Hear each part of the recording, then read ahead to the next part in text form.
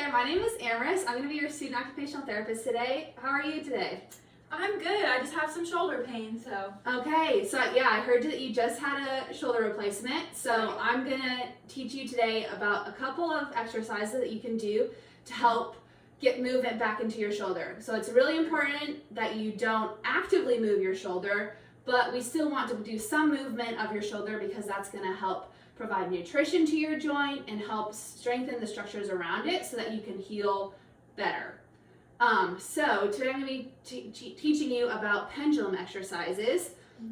So there's 3 different movements that we're going to be doing, and the first one, I'm going to have you'll rest your non-operative arm, your right arm, on this table, and I'm going to have you bend at your hips, letting your left arm just kind of hang down below. So you don't want to actively move it. Yep, you're just going to let gravity hang it down, and then you're going to spread your feet apart in kind of like a little runner stance. Yep, and then you're going to shift your weight back and forth from your front leg to your back leg, keeping your arm really limp like a noodle.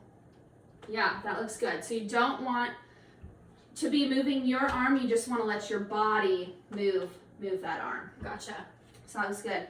And then the next motion, we're gonna put our feet side by side, yep, in a little bit of a stance. Again, placing your hand down on that table and letting your arm fall down, just letting gravity take it, and you're gonna shift your weight from side to side. Good, yeah, keeping your arm as limp as a noodle. Looks good. Very nice. And then the last position is we're going to be doing circles. So again, staying in that same kind of position, using your hand as support. You're going to rotate your hips kind of like you're doing a hula hoop. Okay. And just letting that arm, yep, go all the way around. And then try the other way. Very good. Good job keeping your arm limp like a noodle. That's awesome. The circle one's a bit easier. That's good.